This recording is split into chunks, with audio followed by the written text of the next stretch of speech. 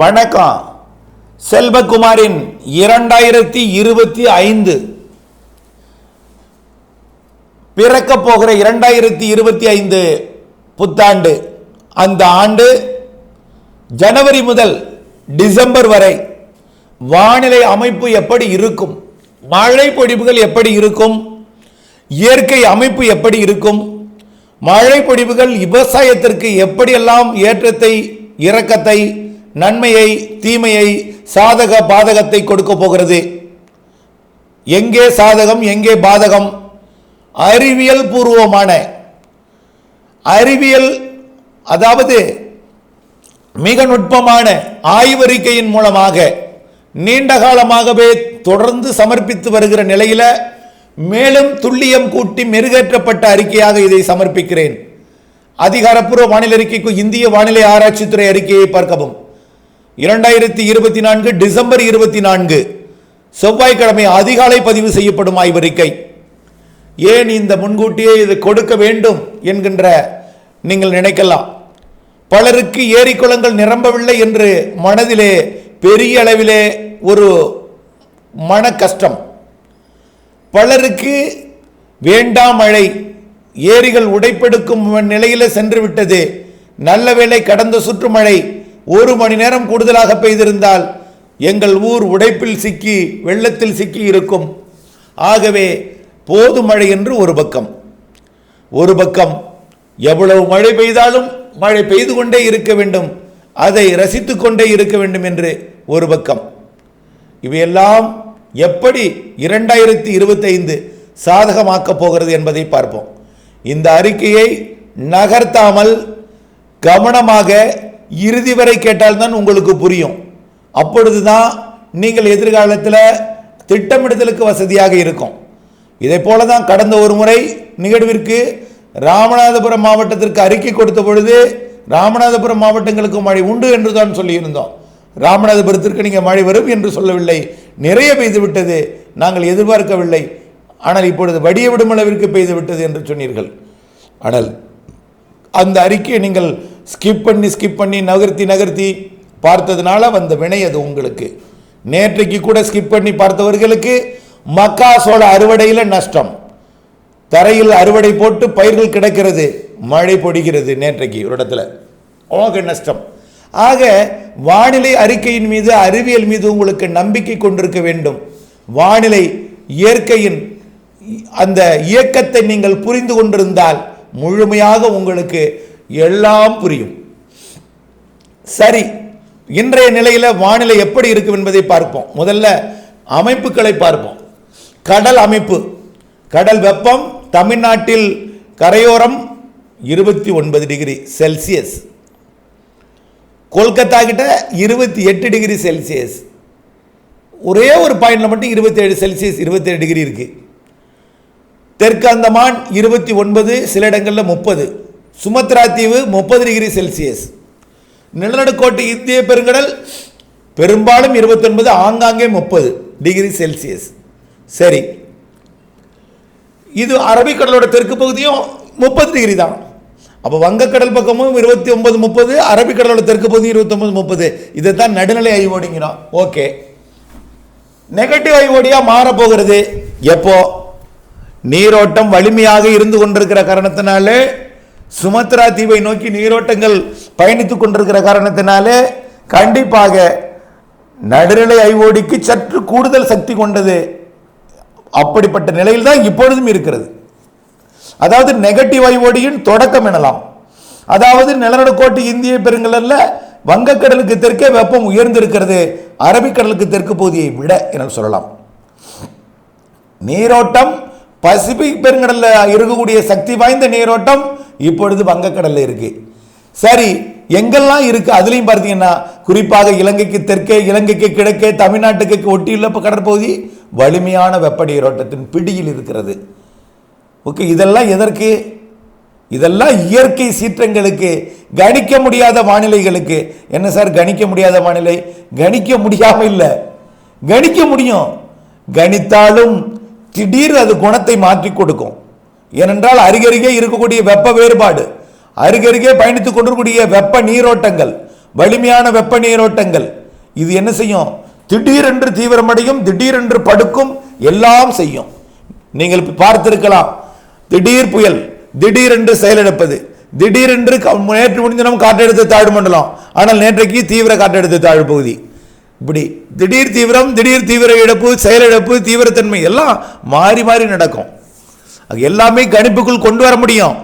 எந்த நேரத்தில் எப்படி மாறும், எந்த நேரத்தில் எங்கே எப்படிப்பட்ட மழை பொழிவை கொடுக்கும் என்பதுதான் சரியான ஒரு இடத்தை தீர்மானிப்பதில் கடினம் ஏற்படும். ஆகவே இயற்கையை நாம் மாற்றி வந்துவிட்டோம் என்பதை நீங்கள் இந்த உதாரணங்கள் நீங்கள் புரிய வைக்கும். சரி, நம்ம கடற்பகுதி சொல்லியாச்சு. நிகழ்வுகளை உருவாக்கி அனுப்பி வைக்கக்கூடிய கடற்பகுதி எப்படி இருக்கு? பசிபிக் பெருங்கடல் 30 டிகிரிங்க. பசிபிக் பெருங்கடலோட தென்சீன கடல் பகுதியில் வேணா 27 இருக்கலாம், 26 இருந்தாலே போதும். 27 இருக்கு, 28 இருக்குது மத்திய தென்சீன கடலோட மத்திய பகுதி, 29 இருக்கு அதற்கு தெற்கே. ஜாவா தீவை ஒட்டி, பிலிப்பைன்ஸை ஒட்டி எல்லாம் 30 டிகிரி இருக்கு. சில இடங்களில் 31 இருக்கு. புரியுதுங்களா? மலேசியா சிங்கப்பூரை ஒட்டி 29, 30 இருக்கிறது. இதெல்லாம் நமக்கு சுமத்ரா தீவிற்கு நிலநடுக்கோட்டு பகுதிக்கு நிகழ்வுகளை கொண்டு வருவதில் இந்த கடற்பப்பம் சாதகம். ஓகே, இப்போ என்ன இருக்கு? அமெரிக்க பகுதியை விட ஆசிய பக்கம் வெப்பம் உயர்ந்தே தான் இருக்கு. நீரோட்டமும் வந்து கொண்டுதான் இருக்கிறது ஆசிய பக்கத்தை நோக்கி, மத்திய பசிபிக் பெருங்கடல் பகுதியில் இருந்து. அப்போ லானினா அமைப்பு கண்டிப்பாக தீவிரமடையும், நெகட்டிவ் வைவோடி கண்டிப்பாக உருவாகும். ஆக ஒரு காலத்தில் வரக்கூடிய மே மாதத்தில் நெகட்டிவ் வைவோடியும் லானினா அமைப்பும், பசிபிக் பெருங்கடலில் லானினா அமைப்பும் நெகட்டிவ் வைவோடியும், அது சுமத்ரா தீவை ஒட்டியுள்ள பகுதியில் கடல் வெப்பம் உயர்ந்தும் கண்டிப்பாக நிகழ்வுகளை உருவாக்குவதற்கு சாதகமான பகுதிகளில் அது வெப்பம் உயர்வை கொடுத்து கொண்டிருக்கும்.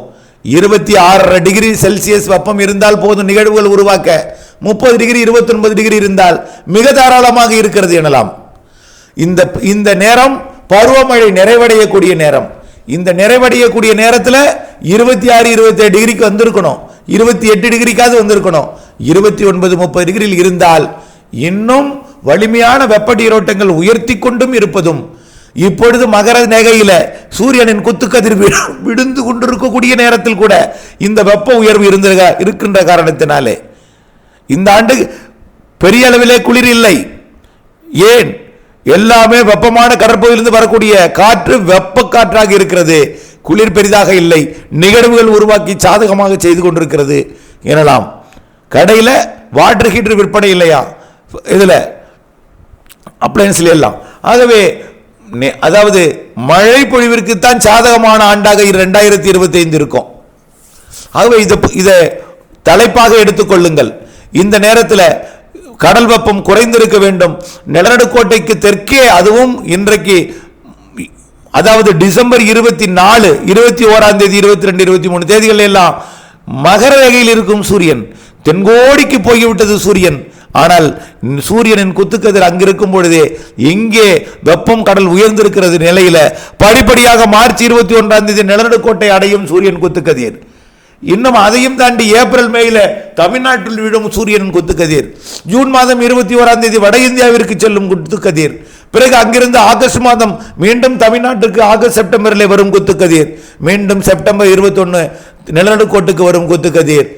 இது வரக்கூடிய 2025ஆம் ஆண்டிலே டிசம்பர் 20 வரை வெப்பநிலை உயர்ந்திருப்பதற்கும் கடல் வெப்பம் மிகுதியாவதற்கும் கடல் நீரோட்டங்கள் இப்போ இருப்பதை விட சக்தி வாய்ந்ததாக மாறுவதற்கும் தான் இருக்கக்கூடிய வானிலை அமைப்புகள், கடல் நீரோட்டங்கள், கடல் வெப்பம், வளிமண்டல வெப்பம் எல்லாமே சாதகமாக இருக்கிறது.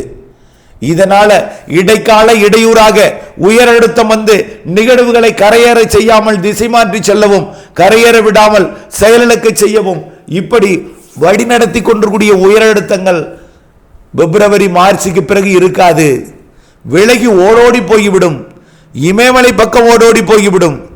ஆகவே பின்னுக்கு தள்ளப்படும் உயர் அழுத்தம் காரணமாக வரப்போகிற நிகழ்வுகள் ஏப்ரல் மேல தமிழ்நாட்டிற்கு சாதகமாக அமையும்.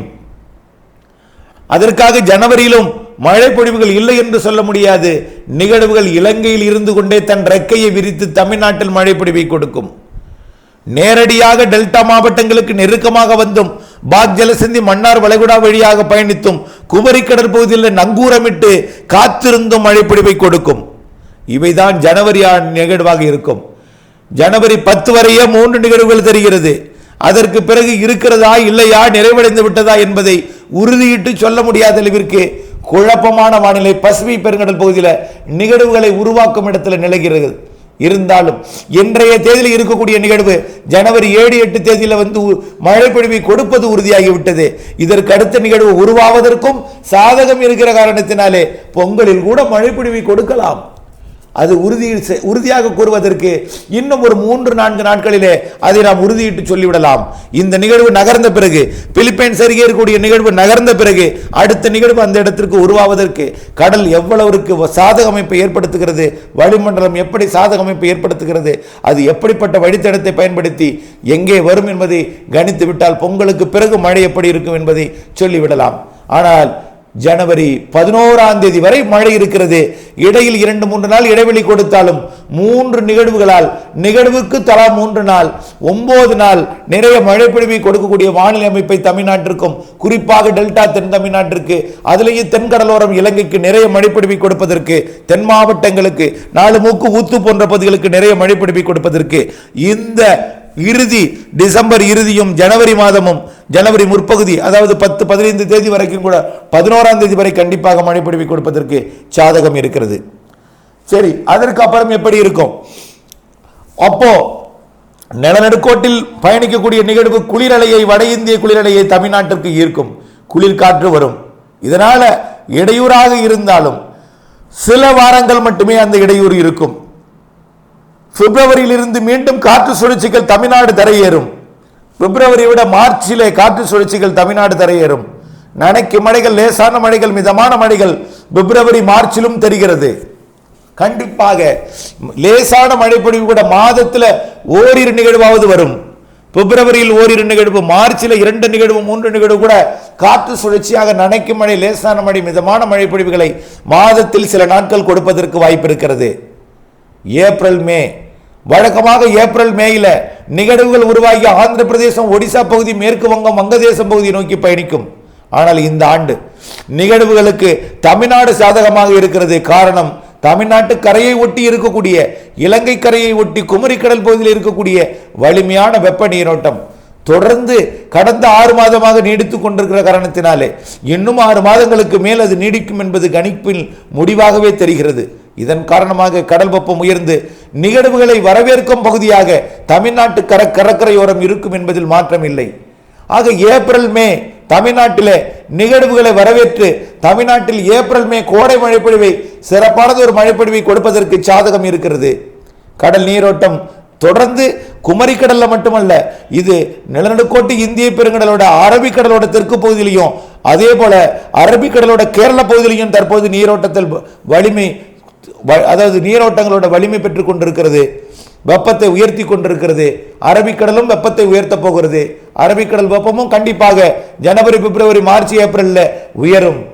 ஆக வங்கக்கடல், அரபிக்கடல், நிலநடுக்கோட்டு இந்திய பெருங்கடல் வெப்ப உயர்வு, கடற்பகுதியில் இருக்கக்கூடிய வெப்ப நீரோட்டங்கள், இவை எல்லாமே வரக்கூடிய ஆண்டிலே கண்டிப்பாக கோடை மழையை வலிமை பெற செய்யும். சராசரிக்கு கூடுதல் கோடை மழை உறுதி, மாற்றம் இல்லை. பெரிதாக மாற்றம் இருக்க வாய்ப்பு தெரியவில்லை. தொடர்ந்து நம்முடைய ஆய்வறிக்கையில் இறுதிக்கட்ட நமக்கு வரக்கூடிய ஒரு முடிவாகவே இது தெரிவிக்கிறது.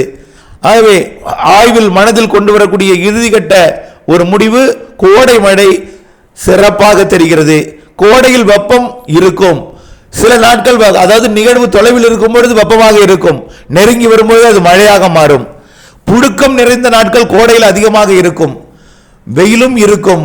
புழுக்கம் நிறைந்த நாட்கள் அதிகமாக இருக்கும். அதாவது வெயில பார்த்தீங்கன்னா பெருசா இருக்காது, ஊமை வெயிலா இருக்கும், வேர்வை அதிகமா இருக்கும், அப்படிப்பட்ட வெயில் இருக்கும். அனல் காற்று குறைவான நாட்களாக இருக்கும். அனலே வந்தாலும் நிகழ்வு தொலைவில் இருக்கும்போது ஓரிரு நாட்கள் அனல் கொடுத்தாலும் அது சராசரியை பார்க்கும் பொழுது சராசரி வெப்பமாகத்தான் காட்டும் என்பதை புரிந்து கொள்ள வேண்டும். ஆகவே இந்த ஆண்டு கோடை மழை சிறப்பு என்கின்ற அதே வேளையில் தென்மேற்கு பருவமழையும் சிறப்பாக இருக்கும். முன்கூட்டியே தொடங்கும் தென்மேற்கு பருவமழை. மே மாதம் 31ஆம் தேதியிலேயே தென்மேற்கு பருவமழை தொடங்கலாம். அரபிக்கடல் நிகழ்வால் தொடங்கக்கூடிய தென்மேற்கு பருவமழை தொடங்கியது முதல் கேரளாவிலே மழை இருந்து கொண்டே இருக்கும். மேலும் ஒரு நிகழ்வு வட இந்திய பகுதிகளில் உருவாக்கி முன்னேற்றி எடுத்துக்கொண்டு போகும். இந்த ஆண்டு தென்மேற்கு பருவமழை வட இந்தியாவிலே அபரிமிதமாக இருக்கும். கேரளாவிலும் கர்நாடகாவிலும் ஆரம்பத்திலேயே அணைகளை நிரப்பும், ஆரம்பத்திலேயே அதிகமாக இருக்கும். நிறைய மழைப்பொழிவுகளை தரக்கூடிய நிகழ்வுகள் கேரள கடற்கரையில் உருவாகும். ஆனால் கடந்த 2-3 ஆண்டுகளாக என்ன சொல்லியிருந்தோம், ஆகஸ்டில் தான் மழை உருவாகும், ஆகஸ்டில் தான் அணைகளை நிரம்பணும். ஆனால் இந்த ஆண்டு அப்படி அல்ல. 2025 ஜூனிலேயே அணைகளை நிரப்பும் மழை, ஜூலையில் சிறப்பானது ஒரு மழை, ஆகஸ்டில் அதிக மழை, நிறைய மழை என்பதை புரிந்து கொள்ள வேண்டும். தென்மேற்கு பருவமழை. ஆக இதற்கெல்லாம் நீங்கள் முன்னெச்சரிக்கையாக முன் ஏற்பாடாக மழை நீரை சேகரிக்க பண்ணை குட்டைகளை அதாவது வலிமையாக உருவாக்க வேண்டும் என்பதுதான் உங்களுக்கு ஆயத்தப்படியாக இருக்க வேண்டும். அதே போலதான் தென்மேற்கு பருவமழையை தொடர்ந்து வரக்கூடிய வடகிழக்கு பருவமழையும் வலிமையான நிகழ்வுகள். இந்த ஆண்டு போட்ட ஆட்டத்தை விட அடுத்த ஆண்டு ஆட்டம் அதிகமாக இருக்கும் என்பதுதான் சுருக்க தலைப்பு அறிக்கையாக இருக்கிறது, எடுத்துக்கொள்ள வேண்டும். கண்டிப்பாக காற்று பாதிப்பை ஏற்படுத்தக்கூடிய நிகழ்வுகளும் அதிக வெள்ள பாதிப்பை ஏற்படுத்தக்கூடிய நிகழ்வுகளும் 2025 வடகிழக்கு பருவமழையில் இருக்கும். அதே போல நிகழ்வுகள் நீலகிரி மற்றும் வால்பாறை உள்ளிட்ட பகுதிகள் வரைக்கும் எட்டிப்பிடித்து அங்கேயும் பாதிக்கும் மழைப்பொழிவை கொடுக்கலாம். இது அச்சுறுத்தலுக்காக அல்ல, உங்களுடைய திட்டமிடுதலுக்கும் முன்னேற்பாடுக்குமான அறிக்கையாக நீங்கள் எடுத்துக்கொள்ள வேண்டும். வடகிழக்கு பருவமழை 2025 மிகவும் சிறப்பாக இருக்கும். இதனால என்ன ஆகும், உள் மாவட்ட விவசாயம் மிக செழிப்பாக இருக்கும். உள் மாவட்டத்தில் கூடிய காய்கறி உற்பத்தி போன்ற பழ உற்பத்தி எல்லாம் சிறப்பாக இருக்கும். ஆனால் கடலோர மாவட்டங்களிலே மழை பொழிவிற்கு இன்சூரன்ஸ் கட்டி இன்சூரன்ஸ் இழப்பீடு வாங்குவதற்காகவும் இப்படி ஒரு ஓரளவிற்கு அவ்வப்பொழுது மழை நீரை சேகரித்து வைத்து பாதுகாத்து திட்டமிட்ட முன்னெச்சரிக்கை எடுத்துக்கொண்டவர்களுக்கு மட்டும் விவசாயம் செழிப்பாக இருக்கும். இதுதான் இந்த ஆண்டோட அறிவியல் பூர்வமான ஆய்வறிக்கையாக நீங்கள் எடுத்துக்கொள்ள வேண்டும். அச்சமோ பீதியோ அடையக்கூடாது. இந்த அறிக்கையை வைத்து நீங்கள் மழைநீர் சேகரிப்பு அமைப்பை ஏற்படுத்திக் கொள்ள வேண்டும். தேவையான பொழுது மழைநீரை பயன்படுத்தி விவசாயம் செய்ய வேண்டும். அதற்காகத்தான் கோடையில் உற்பத்தியை பெருக்க நீங்கள் சாதக இயற்கை அமைப்பை ஏற்படுத்திக் கொள்ள வேண்டும் என்று அன்போடு கேட்டுக்கொள்கிறேன். நன்றி.